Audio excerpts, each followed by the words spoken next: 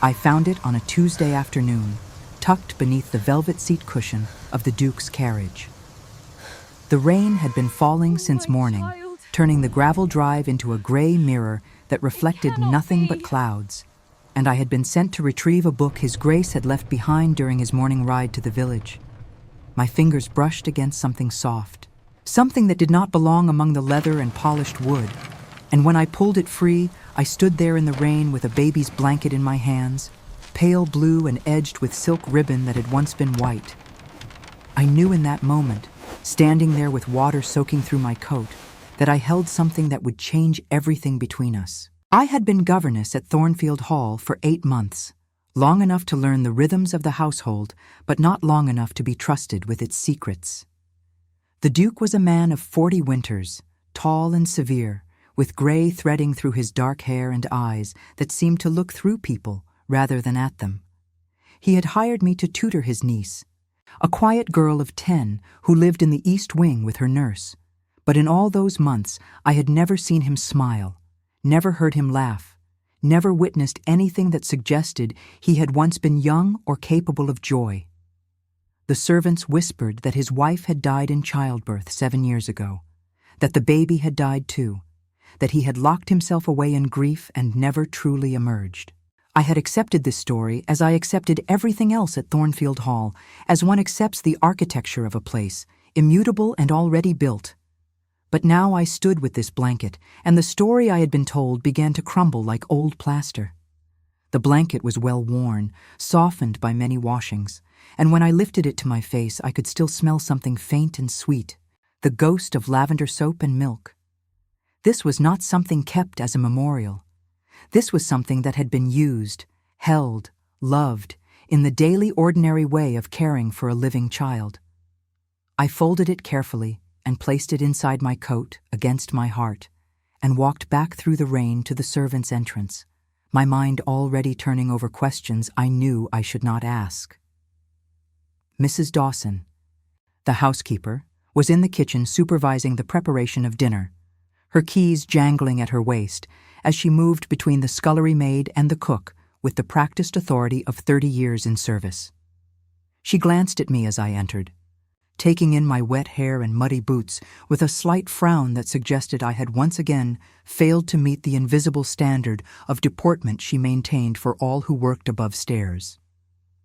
I handed her the book I had retrieved, a volume of Wordsworth with a cracked spine, and she nodded her dismissal. I should have left then,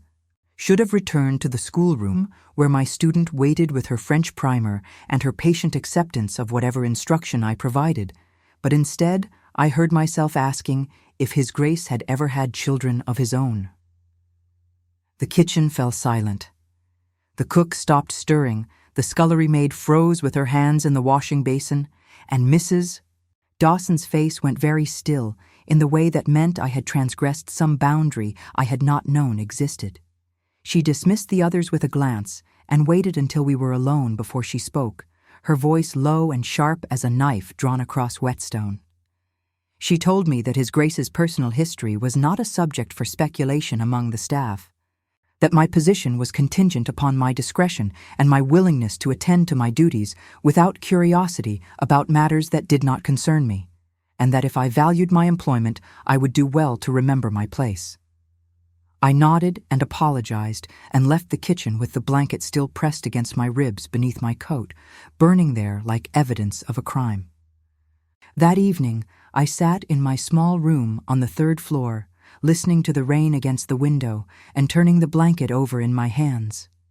The stitching along the hem was fine and careful, the work of someone who had taken pride in its making, and in one corner I found initials embroidered in pale thread, so faded I had to hold the fabric close to the candlelight to read them. They were not the Duke's initials, nor those of his late wife, but a single letter followed by a date, J, 1852, 13 years ago.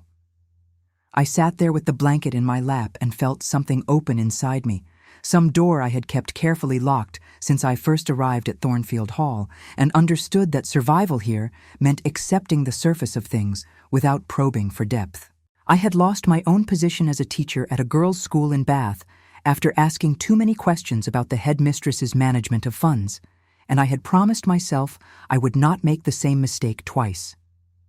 But promises made in safety are easy to forget when you are holding evidence that someone, somewhere, had loved a child whose existence had been erased from the official history of this house. I did not sleep that night. I lay in my narrow bed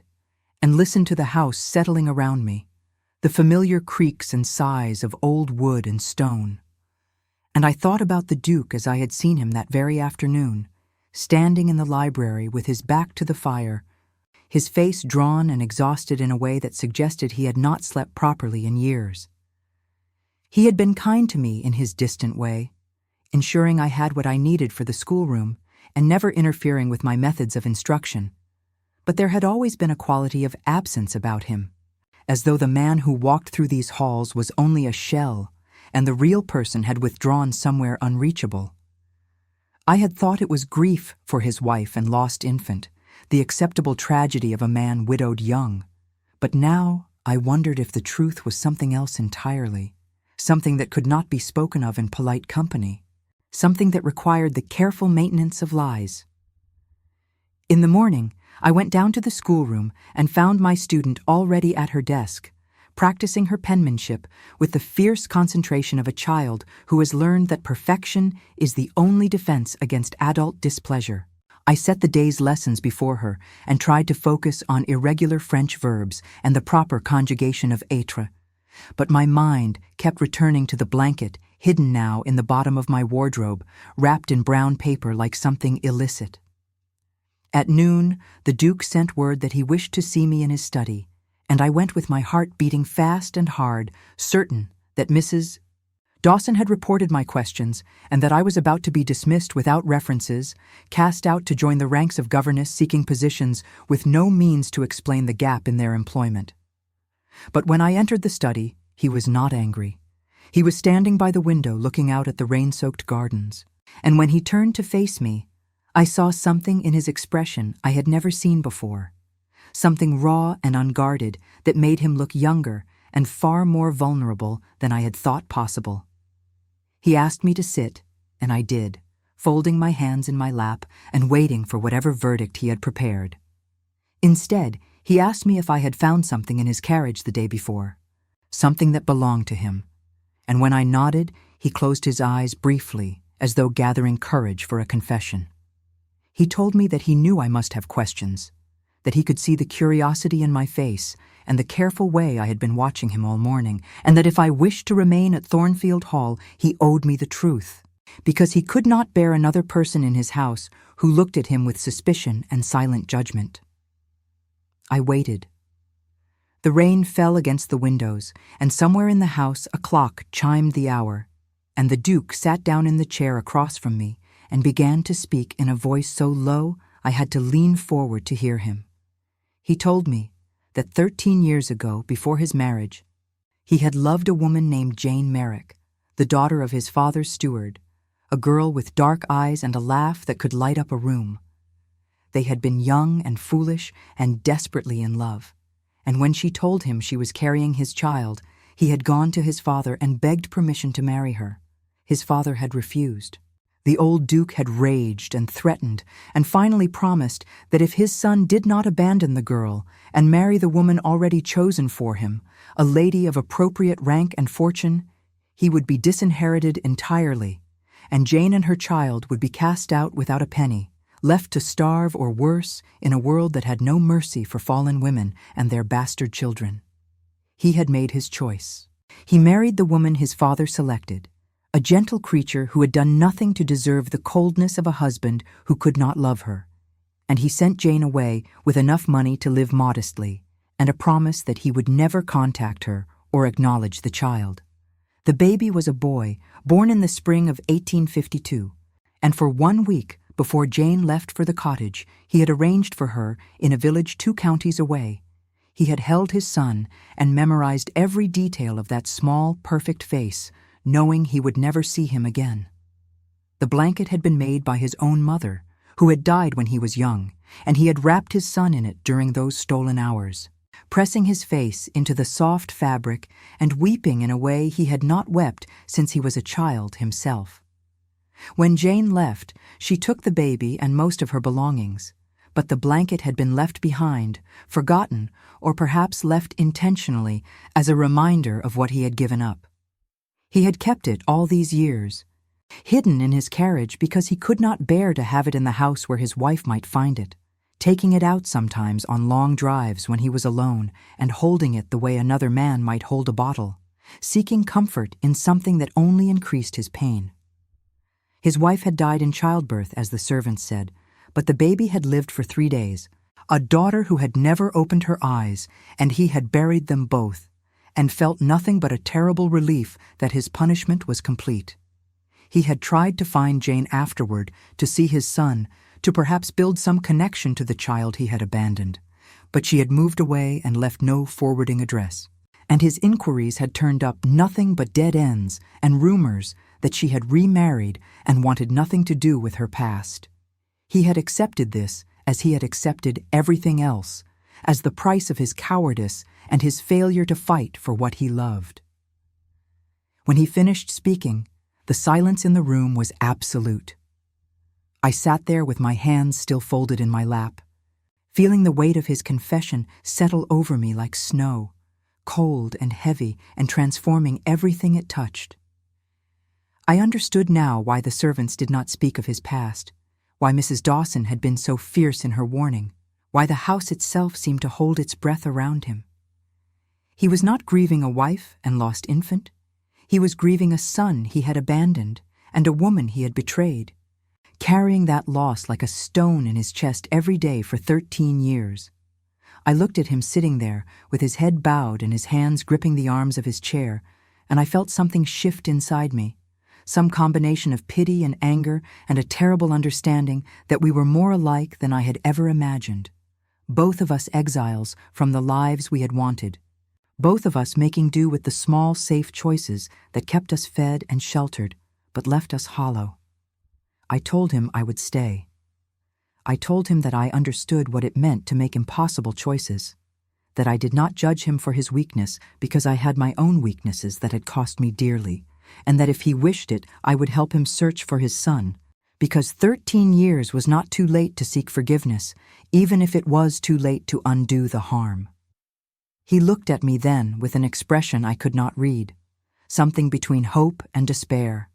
and he asked me why I would do such a thing for him,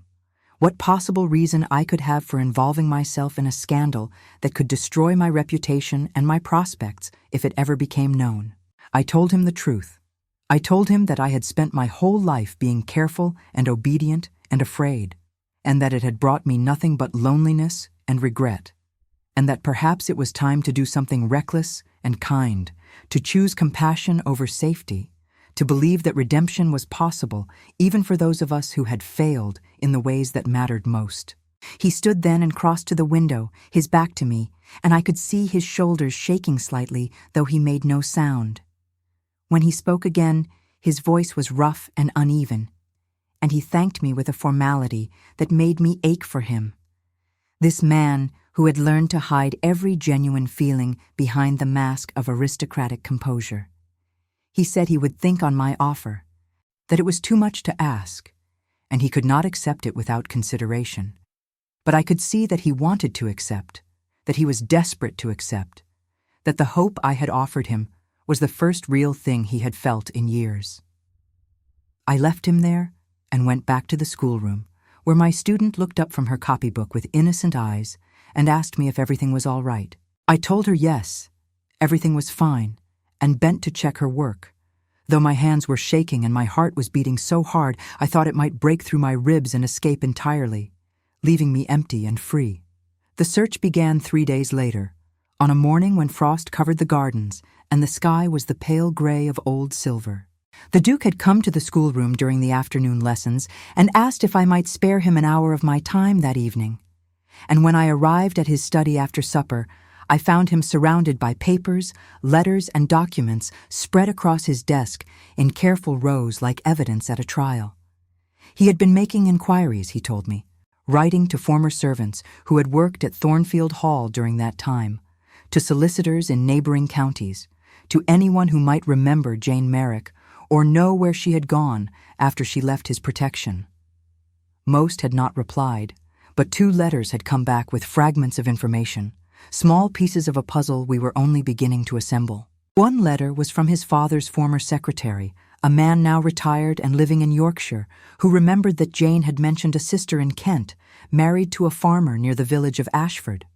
The other was from a housekeeper who had worked briefly at the cottage where Jane had stayed those first months after leaving Thornfield Hall, and she recalled that Jane had been visited several times by a woman who drove a cart and brought baskets of food, someone local who had taken pity on the young mother and her infant son. It was not much, but it was more than we had before, and as I sat across from the Duke and watched him trace possible routes on a map of southern England, I felt the first stirring of something that might have been hope, or might have been simply the relief of purpose after so many months of aimless endurance. We decided that I would travel to Kent to make inquiries, that it would be less conspicuous for a governess to ask questions in a farming village than for a duke to appear asking after a woman he had wronged 13 years ago. The Duke arranged everything with the efficiency of a man accustomed to managing estates and servants, providing me with money for the journey and a letter of introduction that identified me as a distant cousin of Jane Merrick seeking to reconnect with family. He also gave me the blanket, folded carefully in brown paper, and told me that if I found the boy, I should show it to him, that perhaps it would serve as proof that his father had not forgotten him entirely, that some small part of those first days had been kept and treasured even across the years of silence and separation. I left Thornfield Hall on a Tuesday morning, the same day of the week I had found the blanket, and traveled by coach through countryside turning brown with autumn, past villages where smoke rose from chimneys and children played in muddy lanes, and life continued in its ordinary rhythms without any knowledge of the extraordinary thing I was attempting. I had told my student I was visiting a sick aunt, and she had accepted this with the same patient resignation she brought to all adult pronouncements, asking only if I would bring her back a sweet from wherever I was going. I had promised I would, and as the coach rolled south, I thought about that child and her careful goodness, how she never asked for anything unless given permission, how she had learned already at 10 years old to make herself small and unobtrusive in a house full of grief and secrets. Ashford was a market town of grey stone and narrow streets, with a church at its center and farms spreading out in all directions toward the horizon.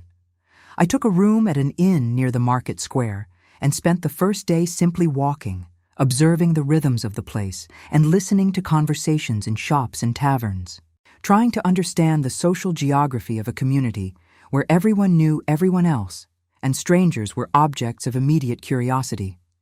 The innkeeper's wife asked me my business, and I told her the story the Duke and I had prepared, that I was seeking my cousin Jane Merrick, who had lived in the area years ago,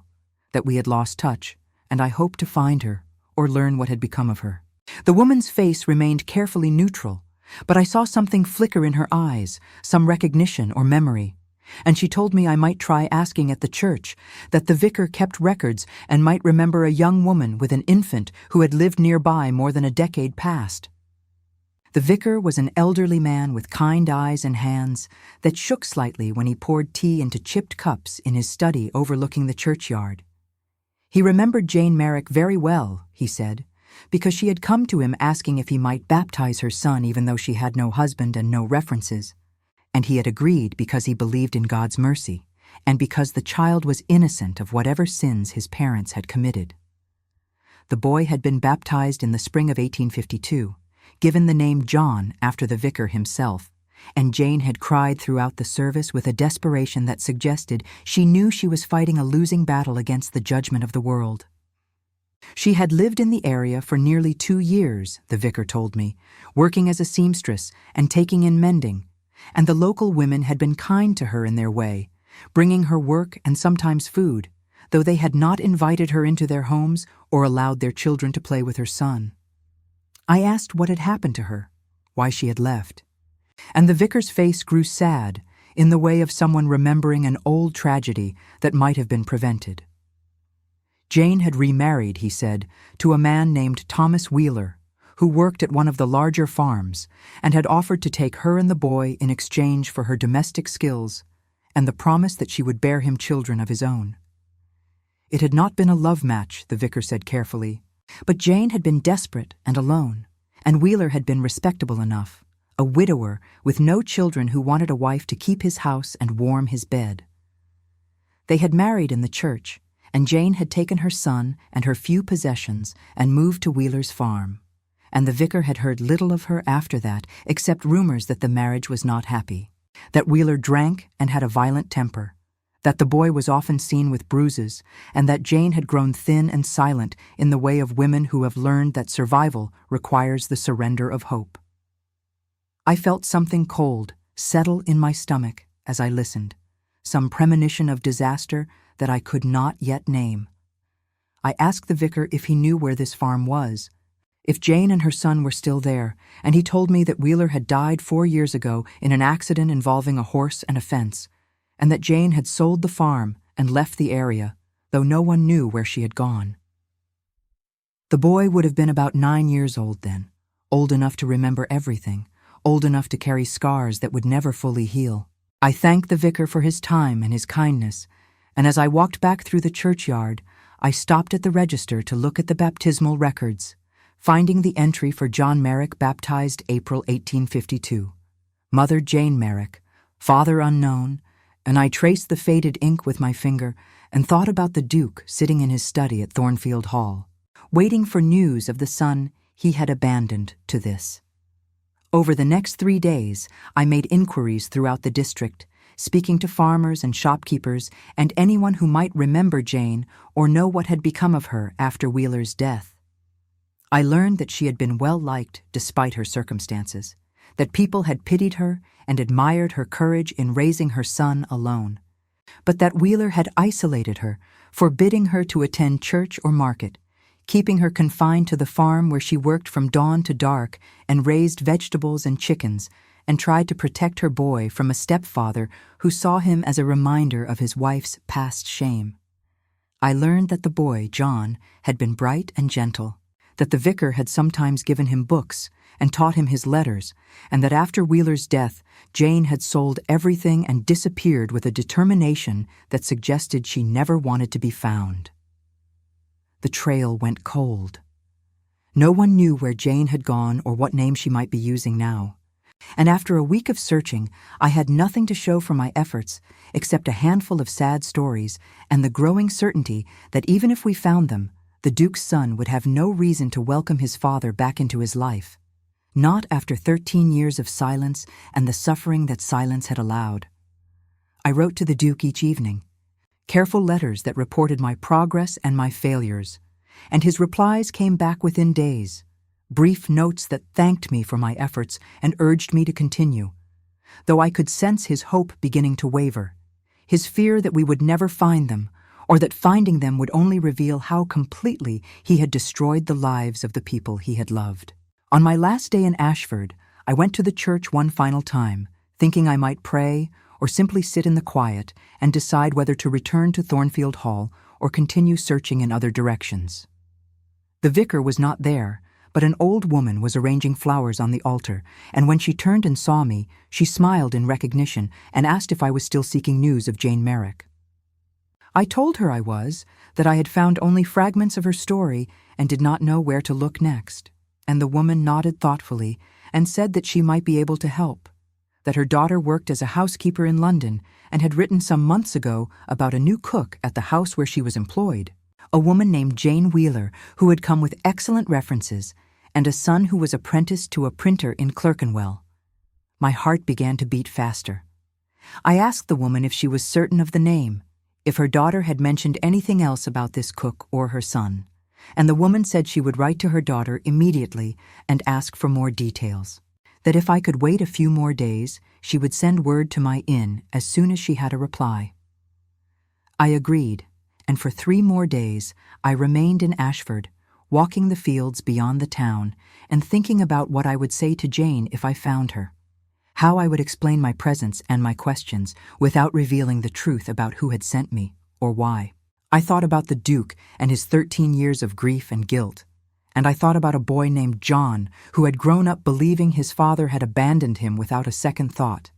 and I wondered if forgiveness was even possible in such circumstances, or if some wounds were too deep to ever truly heal. The letter came on the morning I had planned to leave. The woman's daughter confirmed that the cook was indeed Jane Wheeler, formerly Jane Merrick, and that her son John was 18 years old, apprenticed to a printing house near Red Lion Square, and that both mother and son lived in the household of Lord and Lady Ashton in Mayfair, where Jane managed the kitchen and John visited on his half-days to bring her books and tell her about his work. The daughter included the address and a note that Jane was a private person who rarely spoke of her past, but that she had been kind to the other servants, and her son was widely liked for his intelligence and his gentle manners. I read the letter 3 times, memorizing every detail, and then I packed my things and took the next coach to London, carrying the blanket wrapped in brown paper and a heart full of equal parts hope and dread. London was overwhelming after the quiet of the countryside, a chaos of noise and smoke and crowds that pressed in from all sides with the indifferent violence of a flood. I found lodgings in a respectable boarding house near Bloomsbury, and spent a day simply walking the streets near Mayfair, observing the grand houses with their black iron railings and marble steps, the servants coming and going through basement entrances, the carriages rolling past with their cargo of finely dressed ladies and gentlemen who looked through people like me as though we were furniture or ghosts.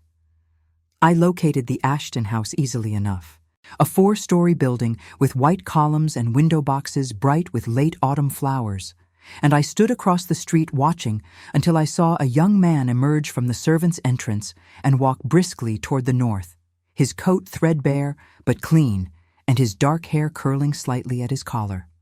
I followed him. I knew it was reckless, that I should have found some other way to approach him, but I could not help myself, could not resist the need to see with my own eyes this boy who carried the Duke's blood and his mother's suffering, who had survived abandonment and poverty and a violent stepfather, and somehow emerged kind and intelligent and whole. He walked quickly through streets I did not know, past shops and market stalls and churches, and finally turned into a narrow lane where a wooden sign announced Cooper and Sons, Printers and Bookbinders. I watched him enter, and then stood there on the pavement, unsure what to do next, how to bridge the impossible distance between this moment and the moment when I would have to tell him that his father wanted to find him. That 13 years of silence had ended not because of love or regret, but because a governess had found a blanket and asked questions she should not have asked. I returned to my lodgings and wrote another letter to the Duke, telling him I had found his son, that the boy was well and learning a trade and had a mother who loved him, and that I would need his guidance on how to proceed, whether to approach them directly or to observe from a distance or simply to report what I had learned and let him decide if he had the courage to face the consequences of his past. His reply came within 2 days, and it was not a letter, but the Duke himself, arriving at my boarding house in a hired carriage with no servants and no luggage, just a traveling case and a face drawn tight with fear and determination. He had left Thornfield Hall in the middle of the night, he told me, leaving instructions with Mrs. Dawson and riding through the darkness because he could not wait, could not spend another day wondering and imagining when his son was here in London, alive and real and within reach. I took him to the street where the printing house stood, and we waited together in a coffee house across the lane, sitting by the window where we could watch the door. The Duke said nothing, just stared at that entrance with an intensity that made me ache for him, and when John finally emerged at the end of the working day, stepping out into the fading light and stretching his arms above his head with the unself-conscious grace of youth, the Duke made a sound that was half gasp and half sob, and I knew he saw what I saw, the resemblance that could not be denied, the set of the shoulders and the line of the jaw, and something in the way the boy moved that echoed the father who had given him life and then walked away. The Duke stood without speaking and walked out of the coffee house, and I followed him, my heart pounding as I watched him cross the street and approach his son with steps that seemed both too fast and too slow, as though his body could not decide whether to run toward this reunion or flee from it entirely. John stopped when he saw the Duke approaching, his expression polite but puzzled. And I heard the Duke say his name, say it quietly like a prayer or a confession, and then John's face changed, went pale and then red, and he took a step backward as though he had been struck. The Duke reached out one hand, not quite touching, and I saw his mouth form words I could not hear from where I stood, and John shook his head violently and turned and walked away quickly, almost running, leaving the Duke standing alone in the middle of the street with his hand still extended and his face crumpling like paper held too close to flame. I went to him then and took his arm and led him back across the street, back to the coffee house where we sat in the gathering darkness, and he wept without sound, his shoulders shaking and his hands covering his face. And I held his arm and said nothing because there was nothing to say, no comfort I could offer that would not be a lie. His son had looked at him with hatred and recognition, had known him instantly despite 13 years of absence, and had chosen to walk away, to refuse even the possibility of conversation or explanation. It was what the Duke had feared and what he deserved, and we both knew it. But knowing did not make it hurt any less, did not make the rejection any easier to bear. When he could finally speak, his voice was hoarse and broken, and he said he had been a fool to come, that he had no right to disturb the life his son had built without him, that perhaps the kindest thing would be to leave now and never return, to let John go on believing his father had never cared enough to search for him. But I knew we could not leave, not yet, not without at least trying to tell the whole truth, to give Jane and her son the chance to understand that the abandonment had not been chosen lightly, that the Duke had suffered too, even if his suffering was nothing compared to theirs. I told the Duke I would try again, that I would find a way to speak to Jane first, to tell her the story, and ask her to listen before she decided whether her son should hear it. He looked at me with eyes red from weeping and asked me why I was doing this, why I cared so much about his redemption when I barely knew him, and I told him the truth I had been avoiding since the day I found the blanket. I told him that I had once been engaged to a man I loved, a school teacher like myself, but that when his family discovered my father had died in debtor's prison and my mother had worked as a laundress to keep us fed, they had paid him to break the engagement and marry someone suitable, and he had done it without hesitation, without even telling me goodbye. I had learned then what it meant to be powerless, to be the one whose life was shaped by other people's choices, and I had promised myself that if I ever had the chance to help someone reclaim what they had lost, I would do it, no matter the cost to myself. The Duke reached across the table and took my hand, and we sat there in the dimness with our fingers intertwined. Two people who had failed and been failed, who had lost the lives we wanted and settled for the lives we could have, and I felt something shift between us, some understanding that went deeper than words or explanations. He told me he would do whatever I thought best, that he trusted my judgment in a way he had not trusted anyone in years, and I told him we would find a way to make this right, even if making it right only meant giving them the truth and then walking away, leaving them free to forgive or not forgive as they chose. We left the coffee house together and walked through the London streets as darkness fell and gas lights flickered to life along the pavements. And I thought about how strange it was that a blanket had brought us here, to this moment, to this fragile possibility of redemption that might yet turn to ashes in our hands. I went to the Ashton house the next morning, presenting myself at the servants' entrance with a story I had rehearsed a dozen times in my room the night before. I told the young maid who answered that I was seeking employment as a lady's companion and had been given this address by a friend in the country who thought there might be a position available. It was a thin deception, but the maid seemed to believe it, or at least found it plausible enough to fetch the housekeeper, a stern woman in her 50s who looked me over with the practiced eye of someone accustomed to evaluating servants and finding them wanting. She told me there were no positions available at present, but if I wished to leave my name and references, she would keep them on file should something open in the future. I thanked her and was turning to leave when I saw Jane Merrick coming up the stairs from the kitchen, carrying a basket of vegetables and moving with the quiet efficiency of someone who had learned to be invisible in grand houses.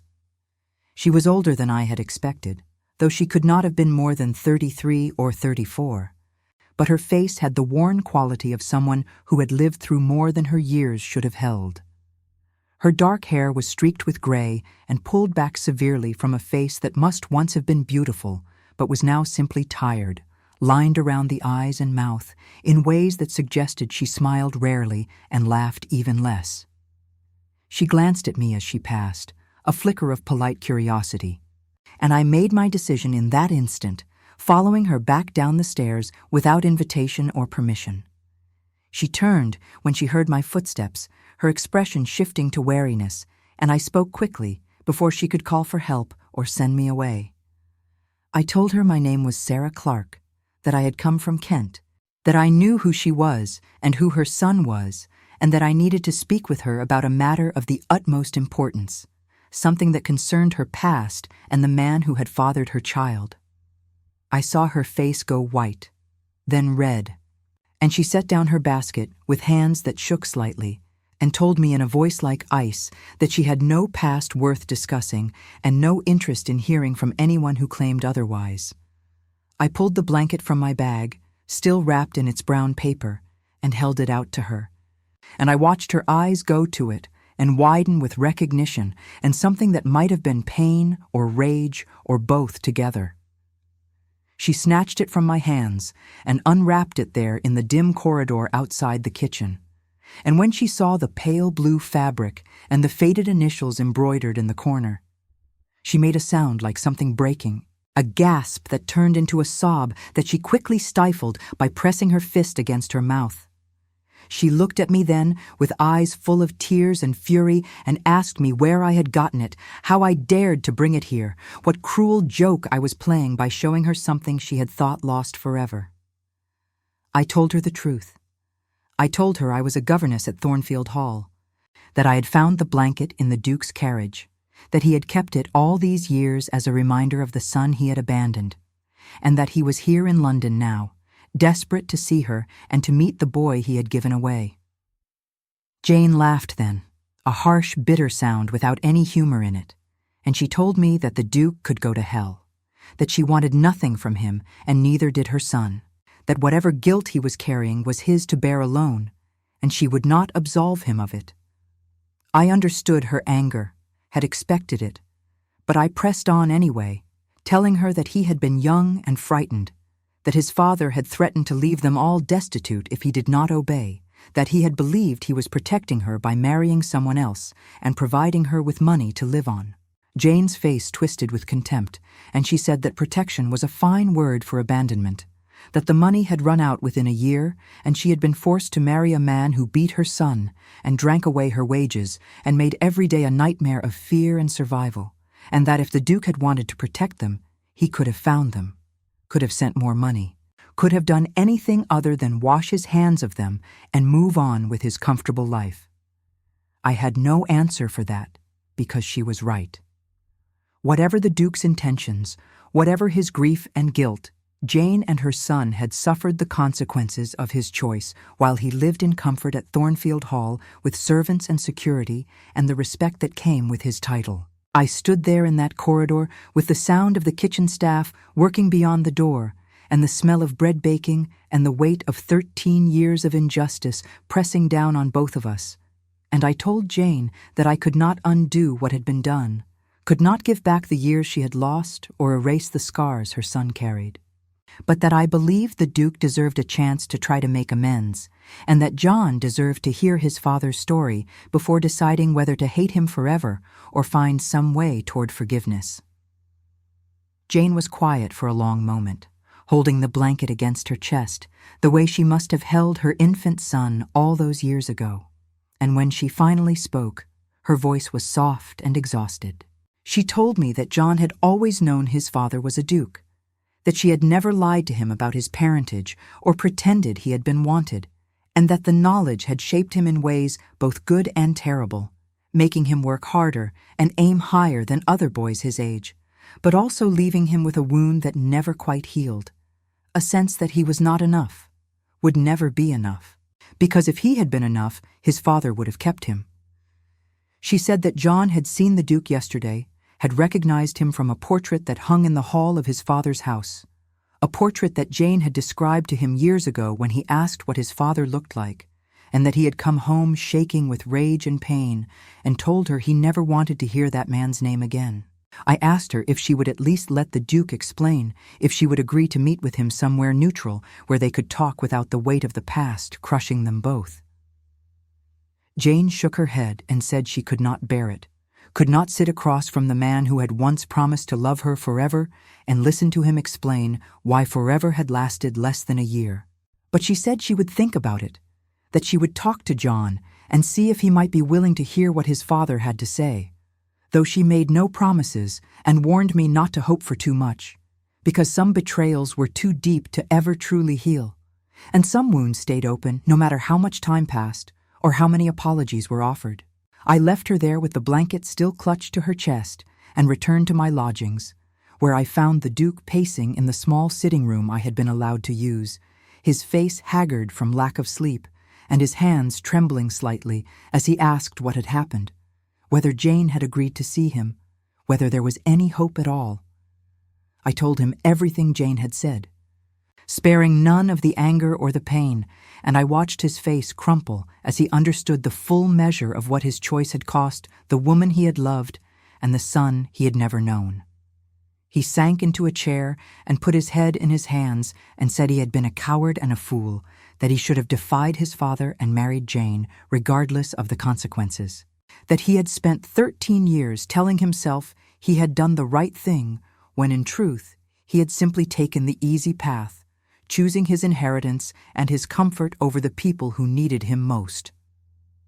I sat beside him and took his hand, and we stayed that way for a long time, two people bound together by our shared understanding of failure and regret, and I felt something stirring in my heart that I had not felt in years, something tender and fierce and dangerous. I had not meant to care for him, had thought I was simply helping him for the sake of his son and the abstract principle of redemption. But somewhere in these weeks of searching and hoping, I had begun to see him not as the Duke who had abandoned his child, but as a man who had made a terrible mistake and was trying desperately to atone for it. And I found that I wanted to protect him, to shield him from the judgment he so richly deserved, even though I knew that was not my place and not my right. 3 days passed with no word from Jane. The Duke and I remained in London, taking rooms at a respectable hotel near Russell Square, where we could wait without attracting attention or speculation. We walked the parks and museums during the days, speaking little but finding comfort in each other's presence. And in the evenings, we sat in the hotel parlor and read or played chess or simply watched the fire and thought about the future, whether it held any possibility of happiness or whether we were both destined to carry our regrets until we died, alone and unmourned and forgotten. I found myself thinking about what it would mean to love this man, to build a life with him despite the impossibility of it, the scandal it would cause, the way it would confirm every dark suspicion the servants at Thornfield Hall already harbored about my character and my motives. But I also thought about how rare it was to find someone who understood failure without judgment, who knew what it meant to lose everything and keep living anyway. And I wondered if that understanding might be enough foundation to build something real and lasting. On the 4th day, a message came to the hotel, delivered by a boy from the Ashton house. Jane had agreed to meet with the Duke, but only in my presence, and only if he would agree to certain conditions. She would not come to him, he would come to her, to a place she chose where she felt safe and in control. He would have 1 hour to say what he needed to say, and then he would leave and not return unless she and John decided they wanted to see him again. And he would accept whatever decision they made without argument or attempts to persuade them otherwise, because they had earned the right to refuse him, and he had earned nothing but their contempt. The Duke read the message and nodded and said he agreed to everything, that he would go anywhere and accept any terms if it meant a chance to ask forgiveness and tell his son that he had never stopped thinking about him, never stopped regretting the choice that had separated them. Jane had chosen a small church in Clerkenwell, near where John was apprenticed, and we arrived early on the appointed evening to find the sanctuary empty except for candles burning on the altar and the faint smell of incense and old wood. The Duke sat in the front pew with his hands folded and his head bowed, and I sat beside him and waited, listening to the sound of our breathing and the distant noise of the city beyond the church walls. When Jane arrived, she was not alone. John was with her, tall and serious in his working clothes, and they stood together at the back of the sanctuary for a moment before walking slowly down the aisle, their footsteps echoing in the silence. The Duke stood when he saw them, and I saw his whole body go rigid with the effort of not running toward his son, of not falling to his knees and begging forgiveness before he had earned the right to ask. Jane's face was set and cold, but John's was harder to read, a mixture of curiosity and anger, and something that might have been longing quickly suppressed. They sat in the pew across the aisle from us, maintaining that small distance like a barrier or a border, and Jane spoke first, her voice steady and formal as she told the Duke he had 1 hour to explain himself, to tell them why he had left and what he wanted now, and that when he was finished they would decide whether his explanation was worth accepting or whether they would walk out of his life as thoroughly as he had walked out of theirs. The Duke began to speak, and his voice was low and rough with emotion as he told them everything he had told me, about his father's threats, about his fear and his cowardice, about the marriage he had made to a woman he could not love, and the child who had died 3 days after birth, about the 13 years he had spent searching for them in his mind, if not in reality, imagining John growing and learning and becoming a man without any help or guidance from the father who should have been there. He told them about finding the blanket, about how he had kept it as a kind of punishment, taking it out sometimes to remind himself of what he had lost and what he had thrown away. He told them he did not expect forgiveness, did not deserve it,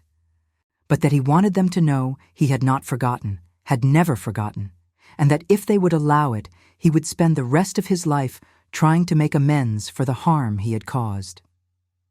When he finished, there was silence in the church, broken only by the sound of Jane weeping quietly into her hands. John sat very still, his face pale and his jaw tight, and I could see him struggling with emotions too large and complicated to name. Finally he spoke, and his voice was younger than I expected, still carrying traces of the boy he had been before the world taught him to be hard. He asked the Duke if he had thought about them at all during those years, if he had wondered whether they were safe or hungry or cold, whether his mother was being hurt or his childhood was being stolen piece by piece by a man who saw him as a burden and an inconvenience. The Duke said yes, he had thought about them constantly, had tortured himself with exactly those questions, but that he had not acted on those thoughts, had not done the one thing that might have made a difference, which was to swallow his pride and his fear and come looking for them before it was too late. John nodded slowly, as though the Duke had confirmed something he already knew, and he said that he appreciated the honesty, but that appreciation was not the same as forgiveness, that 13 years of suffering could not be erased by 1 hour of explanation and regret. He said he needed time to think, to decide whether he wanted a father in his life, or whether it was better to continue as he had been, making his own way without the weight of aristocratic expectations and disappointed hopes. Jane reached over and took her son's hand, and they looked at each other with the understanding of people who had survived together, who had kept each other alive through years when survival seemed impossible. And I knew that whatever they decided, they would decide it together, as they had decided everything else. The Duke thanked them for listening, his voice breaking slightly, and he told John that he was proud of him, proud of the man he had become despite everything, proud of his intelligence and his kindness and his courage. John flinched at the word proud, and I saw anger flash across his face, hot and bright, and he said the Duke had no right to pride, no right to claim any credit for the person John had become, because every good thing in his life had been built without his father's help, and in spite of his father's absence. The Duke accepted this rebuke without argument, and he stood and prepared to leave as he had promised, honoring the terms of the meeting, even though it was tearing him apart, to walk away without resolution or comfort. But before he could go, Jane spoke, her voice thick with tears and something else. Something that might have been the ghost of the love she had once felt for this man who had ruined her life. She told him that she hated him and that she also pitied him, that she had built a good life despite his abandonment, and that her son was worth 10 of him, but that she understood he had been young and frightened and trapped by circumstances he did not know how to escape. She said she would not forgive him, not now and perhaps not ever, but that she would not prevent John from seeing him if John chose to do so, because her son was a man now and could make his own decisions about who deserved his time and his compassion. She handed the blanket back to the Duke, folded carefully, and told him to keep it, because she had moved beyond the past it represented and did not need reminders of the girl she had been or the future she had lost. We left the church together, the Duke and I, and walked through the dark streets without speaking, and I knew that something had shifted between us in that sanctuary. Some barrier had fallen, or some permission had been granted. When we reached the hotel, he turned to me and took both my hands in his, and asked me if I would consider staying with him, not as his governess or his helper in this search, but as something more, as a partner in the life he was trying to build from the ruins of his past. He said he knew it was too soon, that I barely knew him and had every reason to refuse, but that he had come to depend on my presence and my understanding in a way he had not depended on anyone since Jane, and that he could not imagine returning to Thornfield Hall and resuming his old solitary existence without at least asking if there might be a future for us together. I looked at him standing there in the gaslight, this man who had failed so completely and was trying so desperately to do better, and I felt my heart open in a way I had thought impossible after the betrayal I had suffered years before. I told him I would need time, just as John needed time, to be certain of my own feelings and to understand what it would mean to bind my life to his. But I also told him that I cared for him, that these weeks together had shown me a kind of companionship I had thought existed only in novels, and that I was willing to see where this strange, unexpected connection might lead us. He pulled me close then, right there on the street with people passing and looking, and held me as though I was the only solid thing in a world that had proven itself treacherous and unstable. And I held him back and thought about how strange it was that love could grow in such unlikely soil, fed by shared failure and watered by tears. That night, I lay awake in my room thinking about everything that had happened, about Jane's anger and John's pain and the Duke's desperate hope for redemption. I thought about the blanket and how such a small object could carry so much weight, could open doors that had been locked for years and force people to confront truths they had been avoiding. I thought about my own past, about the man who had abandoned me for money and respectability. And I realized that I had been carrying my own blanket all these years, my own reminder of what I had lost and who I had been before the world taught me to be careful and afraid. Perhaps redemption was not about erasing the past, but about learning to carry it differently, to acknowledge the weight without letting it crush you, to move forward with scars visible instead of hidden, to believe that failure was not the end of the story, but simply one chapter in a longer narrative that might yet find its way to grace. The next morning a note arrived from John, brief and unsigned, saying that he would be willing to meet with his father again, but alone this time, without his mother or me present, and that he made no promises about what would come of it, but was willing to listen once more. The Duke read it with shaking hands and tears running down his face, and he looked at me with such gratitude and wonder that I had to look away, overwhelmed by the intensity of his emotion. He left immediately to meet his son, and I spent the day walking through London, through parks and along the Thames, thinking about the future and whether I had the courage to choose love over safety, to risk my heart again after learning how completely it could be broken. When the Duke returned that evening, his face was transformed, younger somehow and lighter,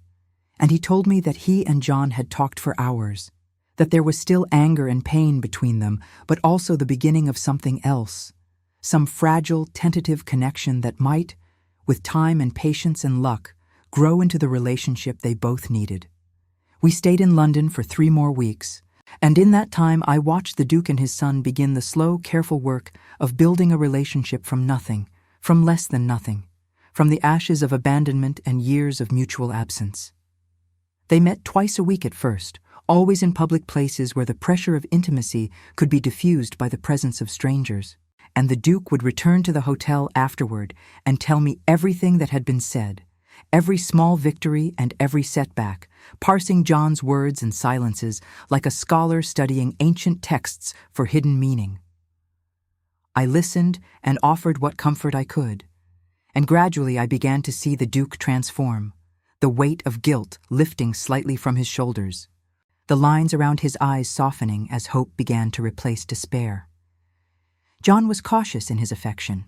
careful not to give too much too quickly, testing his father with questions designed to probe the depth of his commitment and the sincerity of his regret. He asked about the Duke's marriage, about his late wife and the daughter who had died, and the Duke answered honestly, admitting that he had been a poor husband, cold and distant, unable to love a woman he had been forced to marry even though she had been kind and deserving of better. He asked about Thornfield Hall and the life his father lived there, and the Duke described the loneliness of it, the way the great house felt empty despite the servants and the fine furniture, how every room echoed with the absence of family and genuine connection. And he asked, finally, what the Duke wanted from him now, whether this was about easing his conscience, or whether he truly believed they could become father and son after 13 years of separation. The Duke told him the truth. He said he wanted to know his son, to understand who John had become and what dreams he carried, to offer whatever help or guidance might still be welcome even though it came far too late. He said he wanted to make amends, not by erasing the past, but by building a future where John would never again have to wonder if his father cared about him, never again have to carry the wound of abandonment as he made his way through the world. And he said that he loved him, had always loved him even from a distance, and that if John could not or would not return that love he would understand, but that the love itself was not conditional on being reciprocated, was simply a fact, as permanent and unchangeable as the color of the sky or the turning of the seasons. John had wept when he heard this, the Duke told me, had sat in the coffee house with tears running down his face, while other patrons looked away in embarrassment, and he had said that he wanted to believe it, wanted desperately to believe that his father had loved him all along. But that belief was hard when the evidence suggested otherwise, when every year of his childhood had been marked by his father's absence and his mother's suffering. The Duke had reached across the table and taken his son's hand, and they had sat there together in silence. And in that silence, something had shifted. Some door had opened just a crack, letting in the possibility of forgiveness, even if forgiveness itself was still years away. I met John myself during the 3rd week, at his request, because he wanted to thank me for bringing his father to London and for insisting that the truth be told. We met in a bookshop near his printing house, a cramped, dusty place filled with volumes bound in cracked leather and the smell of old paper and possibility. He was taller than I had realized, with his father's dark eyes and his mother's delicate features, and he moved through the stacks with the easy familiarity of someone who had spent countless hours among books, seeking comfort in stories when the real world offered none. He thanked me formally, almost stiffly, and I could see he was uncomfortable with gratitude, with owing anything to anyone, particularly to someone connected with the father who had caused his family so much pain. I told him he owed me nothing, that I had acted as much for my own sake as for his father's, because I needed to believe that redemption was possible, that people could change and grow and find their way back to the lives they should have lived. He looked at me with curiosity then, and asked what I meant, what redemption I was seeking, and I found myself telling him about my own past, about the engagement that had been broken and the life I had lost, about the years I had spent being careful and afraid, choosing safety over risk and loneliness over the possibility of being hurt again. I told him that his father had reminded me what courage looked like, had shown me that it was possible to face your failures and try to make them right, even when success seemed impossible, and that watching him attempt this reconciliation had given me hope that I might find the courage to risk my heart one more time. John listened without interrupting, and when I finished, he was quiet for a moment before speaking. He said that he had spent his whole life being angry at his father, using that anger as fuel to work harder and aim higher, to prove that he did not need aristocratic blood or family connections to make something of himself. But he said the anger had also kept him isolated, had made it difficult to trust anyone or accept help, or believe that people might care about him for reasons other than what he could do for them. Meeting his father, hearing his story, understanding the complexity of the choice he had made, had forced John to confront the possibility that the world was not as simple as he had believed, that people could fail and still be worthy of compassion, that forgiveness might not be weakness, but a kind of strength he had not yet learned to cultivate. He asked me about my relationship with his father, and I saw in his eyes that he already suspected what was growing between us. And I told him honestly that I cared for the Duke, that I was drawn to his vulnerability and his determination to do better, but that I was also frightened of what it would mean to love a man so haunted by his past, so defined by his failures. John smiled then, a small, sad smile that made him look much older than his 18 years, and he said that perhaps his father and I deserved each other, two people trying to build something real from the wreckage of their earlier lives. Two people brave enough or foolish enough to believe that second chances were possible. He said he would not stand in the way of whatever we decided to build together, but he warned me that loving his father would not be easy, that the Duke carried scars that might never fully heal, and that I should be certain of my feelings before I bound my life to his. I thanked him for his honesty and his concern, and we parted as something like friends, with a mutual understanding that we were both navigating impossible situations as best we could, trying to find our way through thickets of hurt and hope towards some clearing where peace might be possible. When I told the Duke about our conversation that evening, he was moved almost to tears again, this time by gratitude that his son had been kind to me, had shown concern for my well-being, had demonstrated the sort of thoughtfulness and generosity that the Duke himself had failed to model during John's childhood. I held him as he wept and thought about how strange it was that brokenness could create such beauty, that failure could teach compassion in ways that success never could, that the deepest connections were often forged in fire and pain rather than in comfort and ease. Jane remained distant throughout this time, sending messages through John, but never agreeing to meet with the Duke again. I understood her reluctance, her need to protect herself from the man who had once held her heart and then crushed it, but I also grieved for her, for the years she had spent raising her son alone and the scars she carried from Thomas Wheeler's cruelty and the world's judgment. I wanted to reach out to her, to tell her that I understood something of what she had endured, but I also knew that my connection to the Duke made me suspect in her eyes that she must see me as someone who was choosing to love the man who had destroyed her life, and that my sympathy would likely be unwelcome or even insulting. But one afternoon, 3 weeks into our stay, Jane appeared at the hotel asking to speak with me. The desk clerk sent word to my room, and I came down to find her waiting in the lobby, dressed in her cook's uniform, with a shawl wrapped around her shoulders against the autumn chill.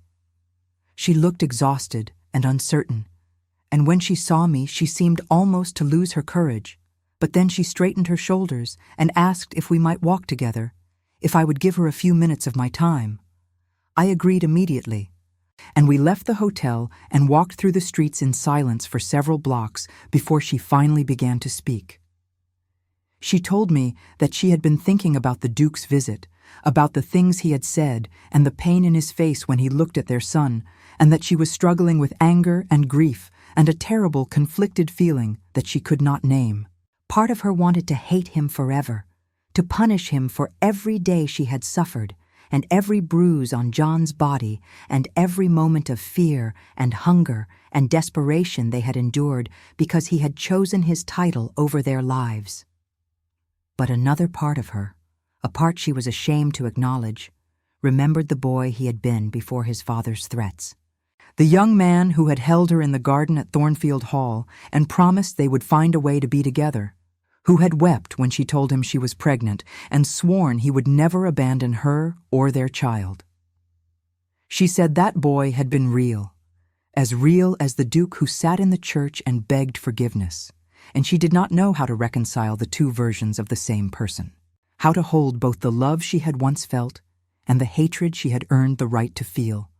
I listened without offering easy answers, because there were none,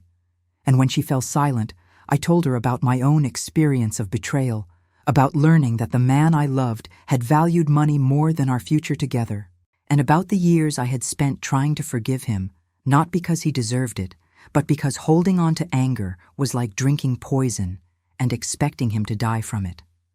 I told her that forgiveness did not mean forgetting, did not require her to trust the Duke or welcome him back into her life, but simply meant releasing the grip that rage had on her heart, letting go of the weight she had been carrying so that she could move forward without it. I said that she had every right to her anger, that no one would blame her for refusing to forgive, but that I had learned the hard way that anger was a poor companion for the long journey of a life, that it demanded constant attention and gave nothing back but bitterness and exhaustion. Jane was quiet for a long time, and when she spoke again, her voice was barely above a whisper. She said that the hardest part was not forgiving the Duke, but forgiving herself, forgiving the girl she had been who had believed his promises and trusted his love, forgiving her own naivety and weakness. She said that for 13 years she had blamed herself for John's suffering, had told herself that if she had been stronger or smarter or more careful, she could have protected him from Wheeler's violence and the world's cruelty, and that the weight of that guilt was almost unbearable. I stopped walking and turned to face her, and I told her as clearly and firmly as I could that she had nothing to forgive herself for, that she had survived impossible circumstances and raised a son who was kind and intelligent and whole despite everything, and that her strength was evident in every choice she had made, every sacrifice she had endured, every day she had gotten up and continued fighting for her child's future. She looked at me with eyes full of tears and said that she wished she could believe that, wished she could see herself the way I described, but that when she looked in the mirror, all she saw was the girl who had been foolish enough to love a man above her station and the woman who had been desperate enough to marry a monster. I took her hands in mine and held them tightly, and I told her that those things were part of her story, but they were not the whole story, that she was also the woman who had kept her son alive through years of hunger and fear, who had sold a farm and started over in a new city to give him a better life, who had worked in kitchens and taken whatever position she could find to ensure he had food and shelter and the chance to learn a trade. I told her she was one of the strongest people I had ever met, and that her son knew it too, and that the Duke knew it, and that someday, perhaps, she would know it herself. We walked back to the hotel together, and before she left, Jane told me that she was glad her son's father had found someone like me, someone who understood failure and loss, but had not let it make her cruel or cold. She said she could see that I cared for the Duke genuinely,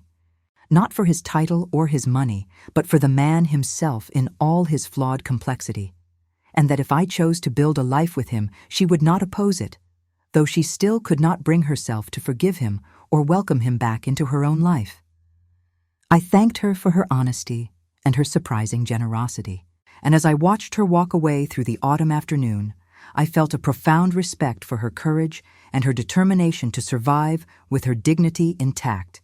even when the world had given her every reason to surrender to bitterness and despair.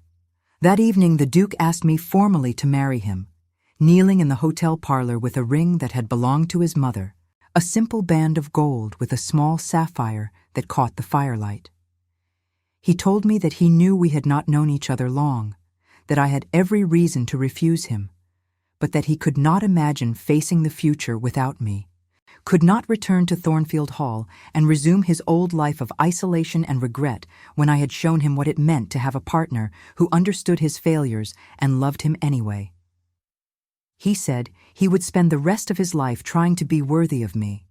trying to be the man I seemed to believe he could become, and that if I would consent to be his wife, he would count himself the most fortunate man alive, despite all the ways he had failed and all the people he had hurt.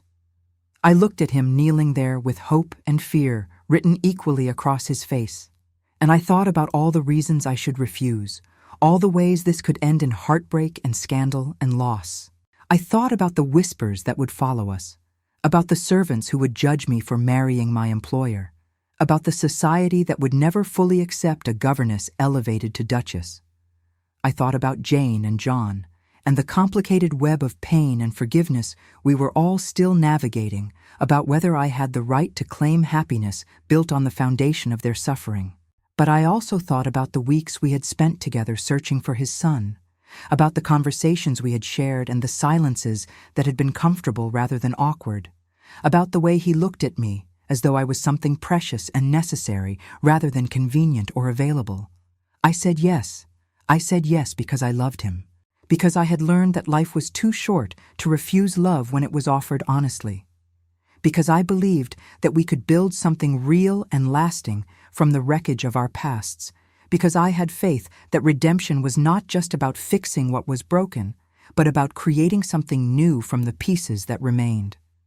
He slipped the ring onto my finger and pulled me down beside him on the floor, and we sat there together in front of the fire, holding each other and crying with relief and joy and the overwhelming sense that despite everything, despite all the failures and losses and pain, we had somehow found our way to this moment, to this fragile, perfect beginning. We told John the next day, meeting him at the bookshop where we had spoken before, and his reaction was complicated,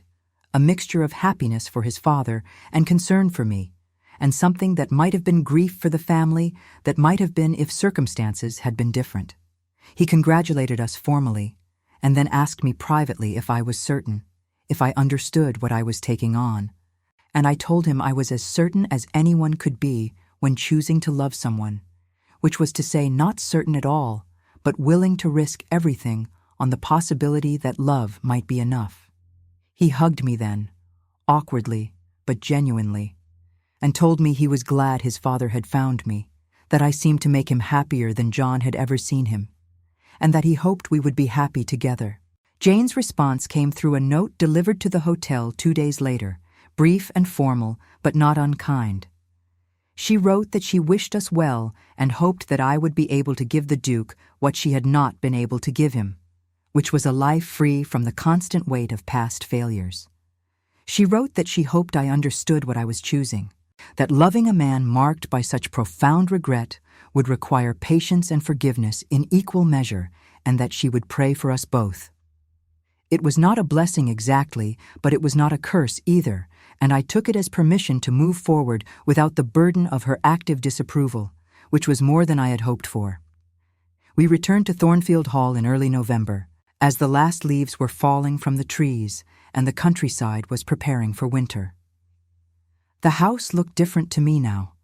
less like a prison and more like a place where new beginnings might be possible,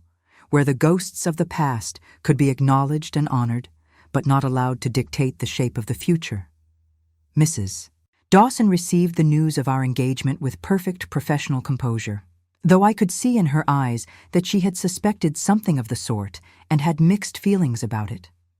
The other servants were more openly curious, whispering among themselves about the governess who had caught the Duke's eye. But the Duke made it clear that I was to be treated with the respect due to the future Duchess, and gradually the whispers died down or at least became less audible. My student, the Duke's niece, was delighted by the news and asked if she could be in the wedding, and I promised her she could, touched by her innocent enthusiasm and her affection for me. The Duke and I spent our evenings planning the future, talking about how we might renovate parts of the house to make it feel less like a mausoleum and more like a home, about whether we might invite John to visit during his holidays from the printing house, about the children we hoped to have, and the different life we wanted to build together. We spoke carefully around Jane's absence, acknowledging that her forgiveness might never come, but hoping that with time she might at least find peace, might release the anger that had sustained her through years of suffering, and allow herself to rest. The wedding was planned for the spring, a small ceremony in the village church with only family and close friends in attendance. John agreed to come, and though Jane declined the invitation, she sent her blessing through her son. A short note that wished us joy and asked only that we remember those who had been hurt in the making of our happiness. I carried that note with me in the weeks leading up to the wedding, reading it whenever I doubted whether I had the right to claim this love, this life, this second chance at happiness built on the ruins of someone else's dreams. The Duke found me reading it one evening and took it gently from my hands, and he told me that Jane's pain was real and deserved to be honored, but that it did not cancel out our right to build a future together,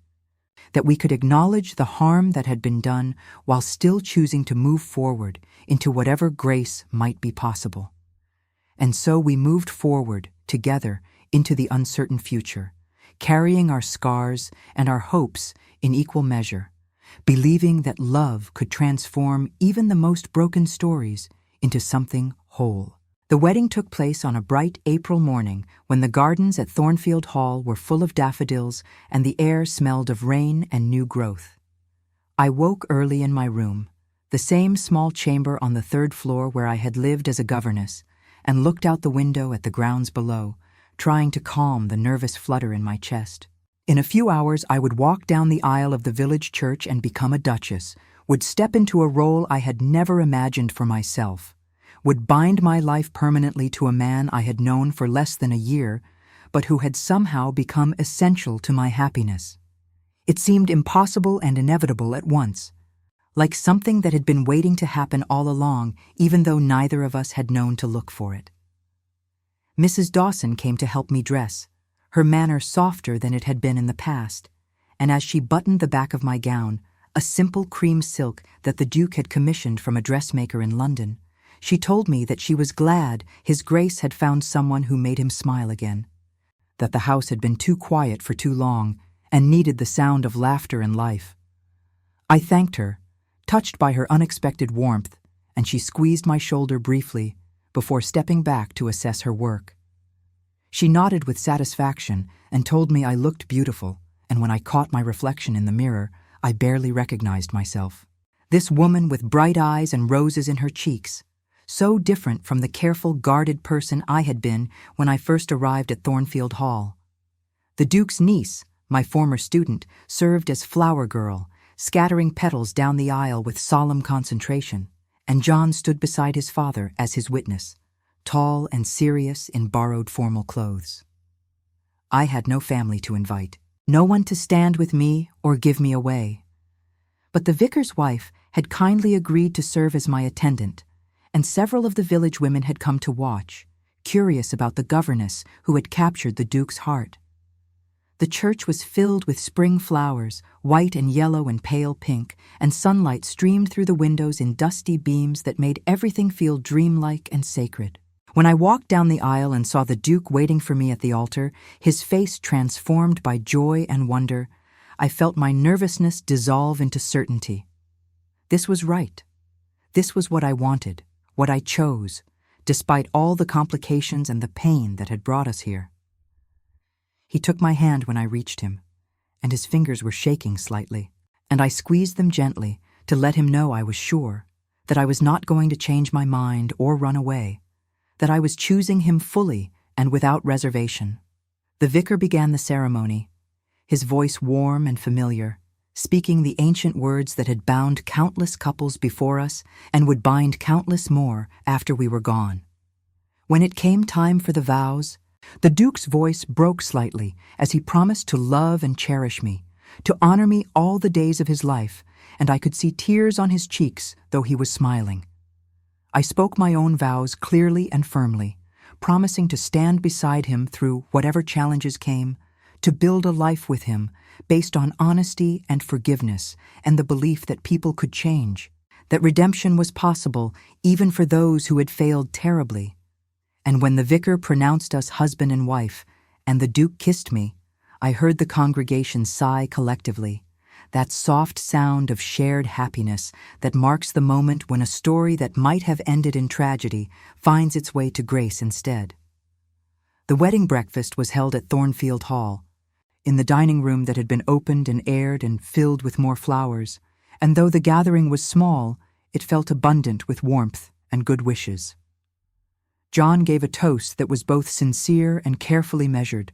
acknowledging the complicated nature of his relationship with his father, while expressing genuine hope that our marriage would bring happiness to us both. He spoke of second chances and the courage it took to forgive, and his words carried weight because everyone present knew something of the story, knew that this wedding represented not just the joining of two people, but the beginning of healing for wounds that had gone untended for too long. Later, as the guests mingled and ate and talked, John pulled me aside and told me that his mother had sent a gift, a set of embroidered handkerchiefs that she had made herself, and that she had included a note asking him to tell me that she hoped I would be happy, that she bore me no ill will, and that she was grateful I had been kind to her son. I accepted the gift with tears in my eyes, understanding what it had cost Jane to make this gesture, to let go of her anger enough to wish me well, and I told John to please tell his mother that I would treasure these handkerchiefs always, that I would think of her whenever I used them, and that I hoped someday she might find the peace and happiness she deserved. The Duke and I did not take a wedding journey,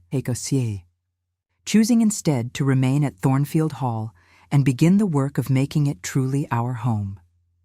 We spent the first weeks of our marriage going through the house room by room, deciding what to keep and what to change, opening windows that had been closed for years and letting light and air into spaces that had grown stale with disuse. We converted one of the unused parlors into a library where we could read together in the evenings, and we began planning a garden that would bloom throughout the seasons, a living, growing thing that would require our constant attention and care, but would reward us with beauty and abundance. John visited twice during that first spring, staying for long weekends and slowly growing more comfortable in the house that might have been his childhood home if circumstances had been different. The Duke was careful not to overwhelm him with affection or expectations, respecting his need for space and autonomy while making it clear that he was always welcome, that there would always be a place for him at Thornfield Hall if he wanted it. I watched them together, father and son, learning each other's rhythms and preferences, building the foundation of a relationship that would never be simple or uncomplicated, but that was real and growing stronger with each visit. During John's second visit, I discovered I was pregnant, and the joy and terror of that knowledge nearly overwhelmed me. I told the Duke first, in the privacy of our bedroom one evening,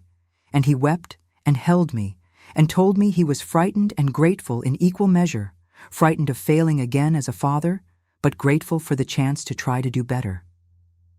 We told John together the next morning, and his reaction was complex, a mixture of happiness for us and something that might have been grief or envy for the sibling who would grow up with the father and the security he had been denied. But he hugged us both and said he was glad, that he hoped the baby would be healthy and happy,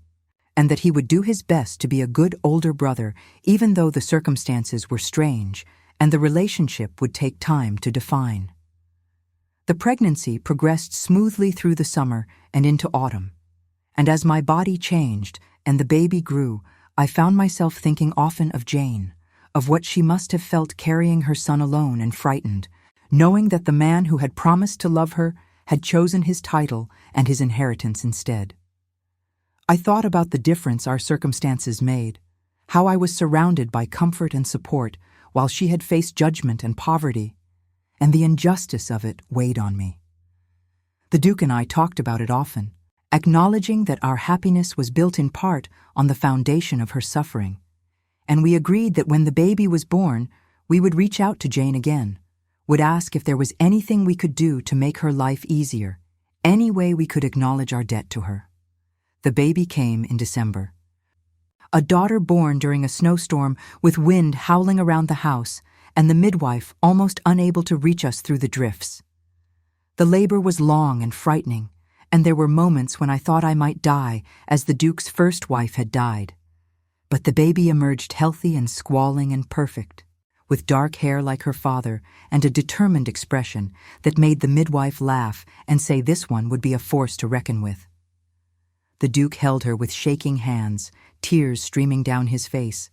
and he told her he was sorry, that he would try to be a good father, that he would never abandon her no matter what challenges came. I watched him with our daughter and thought about the baby he had wrapped in that blue blanket 18 years ago. And I said a prayer of gratitude that this time he would have the chance to keep his promises. We named her Elizabeth after my mother and sent word to John in London. He came as soon as he could arrange time away from the printing house. Arriving with a wooden toy he had carved himself, a little horse painted in bright colors. He held his sister carefully, awkwardly, and told her she was lucky to have parents who loved her, that she should appreciate what she had, because not everyone was so fortunate. The Duke overheard this, and his face crumpled with pain and regret. But John saw his expression and told him gently that he had not meant it as a reproach, that he was simply stating a fact, and that perhaps someday he would be able to think about the past without bitterness, though that day had not yet come. In the spring, when Elizabeth was 4 months old and the world was turning green again, Jane came to Thornfield Hall. She had written asking if she might visit, saying that she wanted to meet her son's sister and to see for herself that John was truly building a relationship with his father, and we had invited her immediately, telling her she was welcome to stay as long as she wished. She arrived on a Tuesday afternoon, the same day of the week I had found the blanket, and I could not help but feel that there was some symmetry in this, some sense that we were completing a circle that had been opened 2 years before. She was nervous when she arrived, her hands twisting the fabric of her cloak, and the Duke was equally nervous, standing in the entrance hall with his shoulders rigid and his face pale. They looked at each other for a long moment, and I saw 13 years of history pass between them, all the love and betrayal and suffering compressed into that single exchange of glances. Finally Jane spoke, her voice steady despite the emotion in her eyes, and she said she had not come to forgive him or to resume any kind of relationship with him, but that she had come because John had asked her to, because he believed it was important for her to see that his father was genuinely trying to be better, and because she wanted to meet the baby who was her son's half-sister. The Duke thanked her for coming, his voice hoarse, and he did not try to touch her or embrace her, respecting the boundary she had drawn. He simply told her that he was grateful for her kindness in raising their son, that he knew she had suffered terribly because of his cowardice, and that if there was anything he could do to make her life easier, he would do it gladly, not as payment or absolution, but simply because it was the least he owed her.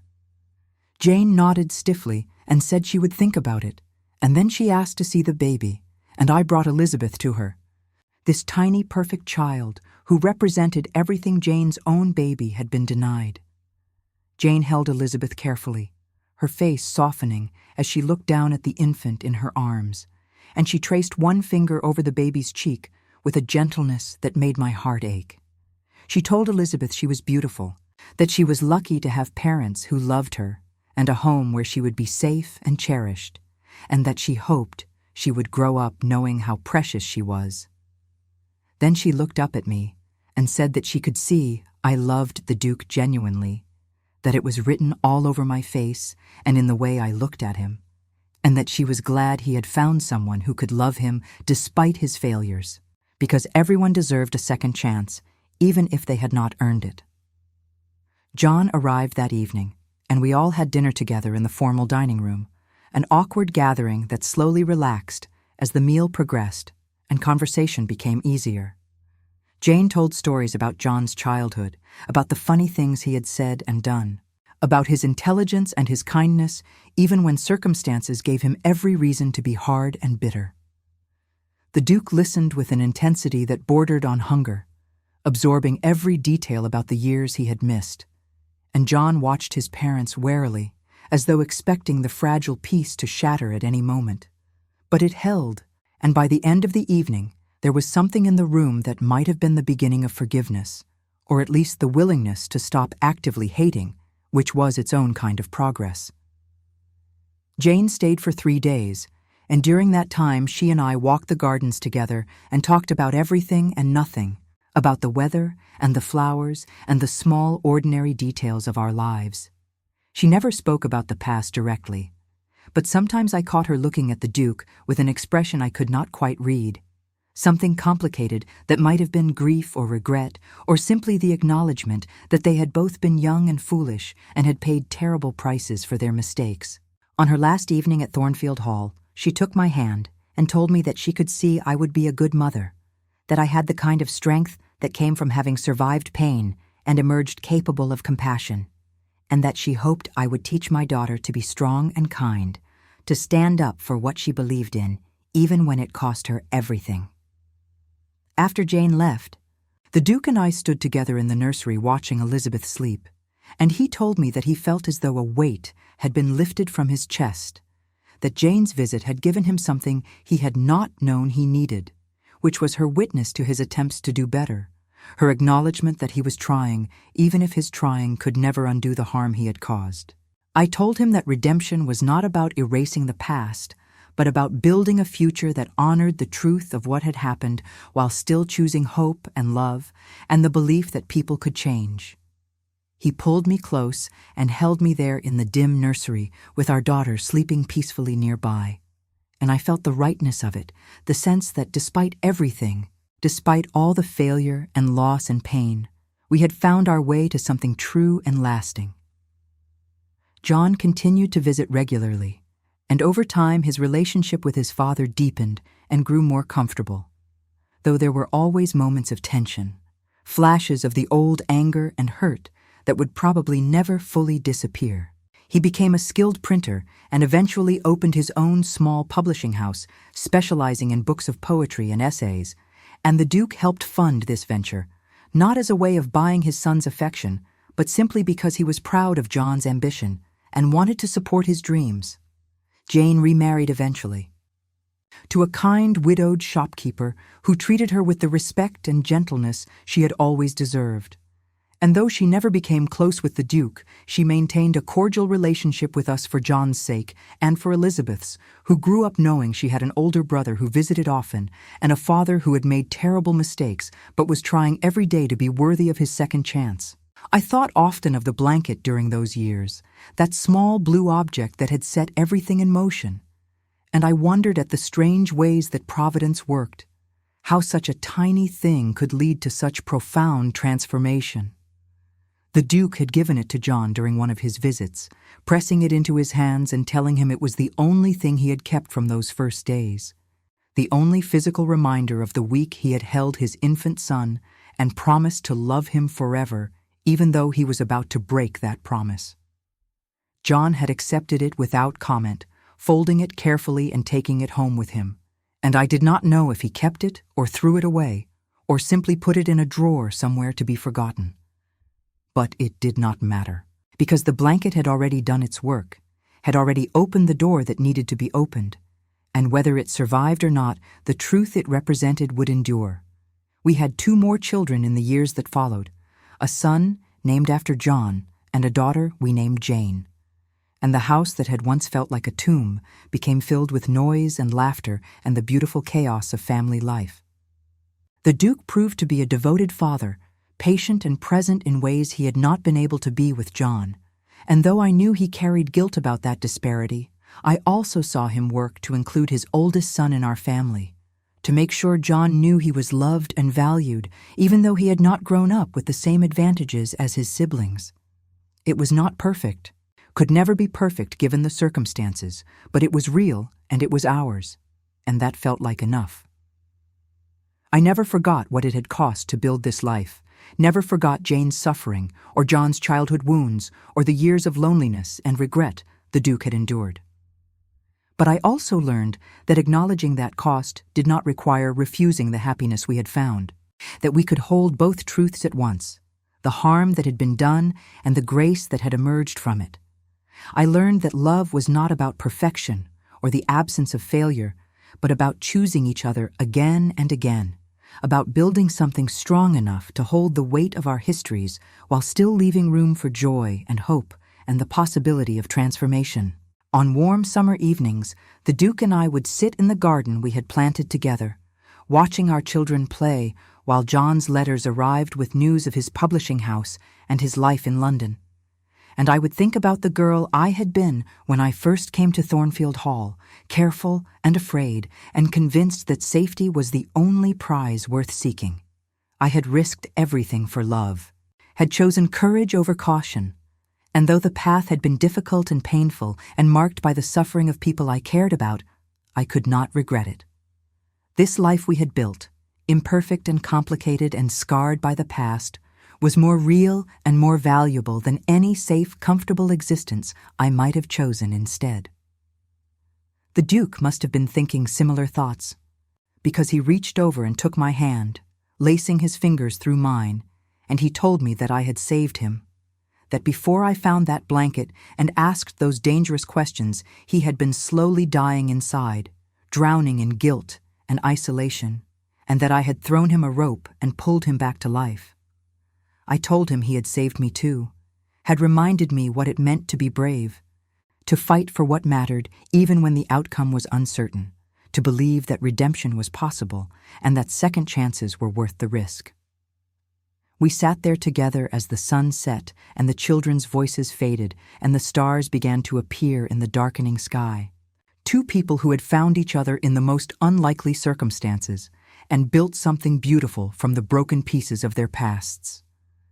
And when I went upstairs that night to check on our children before bed, stopping in each room to watch them sleeping peacefully in their beds, safe and loved and surrounded by the security we had fought so hard to create, I thought about Jane sleeping in her own bed in London, about John in his rooms above the printing house working late on his next publication, about all the ways our lives were tangled together by blood and history and the choices we had made. I thought about forgiveness and redemption and the long, slow work of healing wounds that went deep, and I offered a prayer of gratitude for the blanket that had started it all, for the curiosity that had made me ask questions, for the courage that had made me choose love over safety, and for the grace that had transformed a story of abandonment and pain into something that felt, in the end, remarkably like hope.